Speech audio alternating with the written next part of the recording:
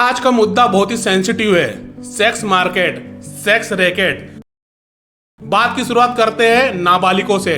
Definitely जो गरीब परिवार से बिलोंग करती है उन महिलाओं को धीरे धीरे करके उनके या तो फैमिली मेंबर द्वारा या तो किसी कॉन्ट्रैक्टर द्वारा उनको इस बिजनेस कहना तो बहुत गलत वर्ड होगा, इस नेगेटिव इंडस्ट्री में धकेल दिया जाता है। और फिर शुरुआत होती है उनको मैच्योर दिखाने की, जिसमें उनको ड्रग्स भी दिए जाते हैं या उनके साथ बहुत ही मैनिपुलेशन वाली हरकतें भी की जाती है। बात की गहराई को आप समझोगे तो इसका सिलसिला बचपन से ही चालू हो जाता है। अगर व्यक्ति गरीब है तो उसकी मानसिकता पहली आ जाती है कि लड़की बोझ है, तो कहीं ना कहीं उसके समाज और परिवार वाले भी उसको इस बिजनेस में इंडल्ज करवा देते हैं या खुद ही इस चीज़ों में फोर्स करते हैं। अगर ऐसा नहीं हो पाया तो कहीं ना कहीं ऐसे कोई डीलर्स होते हैं या कॉन्ट्रैक्टर होते हैं जो उनके माता पिता को गलत तरीके से बरगला देते हैं या मैनिपुलेट कर देते हैं। और जैसे ही चीजें आगे बढ़ती है, उनके घर में पैसा आने लगता है, तो कहीं ना कहीं वो चीजों को एक्सेप्ट कर लेते हैं। ऐसी बहुत से कॉलेज गर्ल्स है जो इस चीजों में इंडल्ज है। डेफिनेटली अगर वो बाय चॉइस कर रही है, सुप्रीम कोर्ट का भी एक फैसला है, सेक्स वर्कर एक प्रोफेशन है। अगर वो बाय चॉइस हो रहा है और इंडिविजुअल लेवल पे हो रहा हो, अगर as a racket as a business हो रहा है, तो कहीं ना कहीं वो इलीगल है और बैन है। इसमें कहीं ना कहीं प्रशासन या कुछ जगह पे मैं ये भी बात कर लूँ, गवर्नमेंट की वीकनेस दिखाई देती है। राजस्थान के बहुत से ऐसे एरिया है, या मैं कह लूँ मध्य प्रदेश में ऐसे बहुत से एरिया है जहाँ इन चीजों पे कार्रवाई थोड़ी ढीली है, और होती भी है तो कहीं ना कहीं वो वापस स्टैब्लिश हो जाती है। आप सोचोगे कि जो भी पुरुष वहां जा रहा है, पैसे दे रहा है, हर एक चीज को पे कर रहा है। डेफिनेटली मैं आपको फिर याद दिलाना चाहूंगा कि सेक्स वर्क इंडिया में इलीगल नहीं है। अगर वो पर्सनल कैपेसिटी में हो रहा हो तो कहीं ना कहीं वो एक ऐसे बिजनेस में इन्वॉल्व है जो सिर्फ शारीरिक सीमाओं तक ही सीमित है। और वो भी कहते हैं ना, 12 साल की पहलवानी और 12 साल की वृषवती, उसके बाद उसके जीवन में क्या क्या समस्या आएगी, उनसे विवाह कौन करेगा, उनके आगे भविष्य क्या होगा, उनको समाज कैसी नजर से देखेगा, ये सब चीजें तो भगवान ही जाने ये कैसे सॉल्व होगी। क्योंकि जब बात आती है वैश्यवृत्ति की, तो इसमें इंडल्ज होने वाले जो लोग होते हैं वो कोई छोटे मोटे या ऐसे गरीब घर के लोग नहीं होते। इनका रैकेट जो चलाया जा रहा है, उनका कनेक्शन पॉलिटिकल भी अच्छे होते हैं और प्रशासन या एडमिनिस्ट्रेशन में भी उनके कनेक्शन अच्छे होते हैं।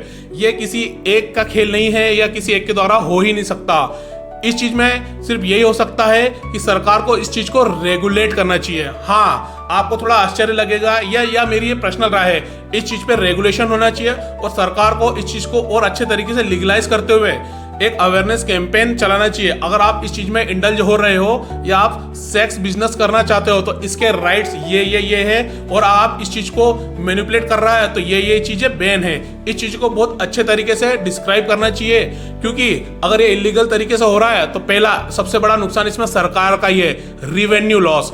देश में रिवेन्यू इससे बढ़ेगा। आपको लगेगा ये कैसा रिवेन्यू है, जो लोग इतने आश्चर्य से देख रहे होंगे तो यकीन मान के चलिए, वैदिक काल से लेकर मौर्यन काल हो, गुप्ता काल हो या दिल्ली सल्तनत हो या मुगल साम्राज्य, हर समय प्रोस्टिट्यूट का धंधा मौजूद था। ये आपको इन्फॉर्मेशन बहुत सी लिखित रूप से या मौखिक रूप से कहीं ना कहीं मिल जाएगी। ये कोई नई बात नहीं है कि प्रोस्टिट्यूट होने का धंधा चल रहा है, परंतु इन चीजों को सही तरीके से रेगुलेशन में लाने की देर है। डेफिनेटली इससे चीज भी सिक्योर होगी, फिर उस बिजनेस में वही महिला इन्वॉल्व होगी जो इसको बाय चॉइस करना चाहती हो। फोर्सफुली तरीके से किसी बच्ची को या किसी महिला को इसमें इंडल्ज नहीं कराया जाएगा। और अगर ऐसा होता है तो कहीं ना कहीं उनके पास बचने के बहुत सारे ऑप्शन होंगे, कहीं ना कहीं वो कार्रवाई कर पाएगी और सुधार गृह में अच्छे तरीके से जा पाएगी या अपने भविष्य को सुरक्षित और सिक्योर कर पाएगी। ये थोड़ा सा आश्चर्य जरूर लग रहा होगा लोगों को, परंतु ये रियलिटी है कि इंडिया ऐसा देश है जो सबसे ज्यादा पोर्न देखे जाने वाले देशों में आता है। ये कोई नई बात नहीं है। बड़े बड़े अधिकारी, बड़े बड़े मंत्री, मैं किसी का नाम नहीं लूंगा, पर कहीं ना कहीं वैश्यवृत्ति में इन्वॉल्व होते ही है। आप बोलोगे कि ये तो सब पीठ पीछे होता ही है, तो भाई बंधु और देश के नागरिकों, होता है, होता होगा और होता ही रहेगा अगर इस चीज को रेगुलेशन में नहीं लाया गया। रेगुलेशन में लाना एक मेरा सजेशन है, जिससे जो भी व्यक्ति अगर गलत हनी ट्रैप में फंस जाते होंगे, ऐसे बहुत से पुरुष है, आपने केस तो सुने ही होंगे कि इसको महिला ने फंसा लिया या ये तो वेश्या थी, इसने इस पुरुष को लूट लिया या दिस एंड दैट। तो इस चीज में एक पुरुष समाज की भी बहुत बड़ी भलाई है। अगर आप इस चीज को लीगल कर दिया जाएगा या रेगुलर तौर पे रेगुलेशन में ला दिया जाएगा, तो कहीं ना कहीं जो स्कैम होते हैं, जो पुरुषों को फंसा लिया जाता है, ऐसे लाखों पुरुष होंगे जो जानते होंगे कि उनको इलीगल तरीके से फंसा लिया जाता है, वो तो पे करके इस चीज में इंडल्ज हुए थे, परंतु उनकी वीडियो क्लिपिंग बना के, उनकी वॉइस रिकॉर्डिंग या उनकी लोकेशन ट्रेस करवा के उनको फंसा दिया जाता है और उनकी जिंदगी बर्बाद कर दी जाती है।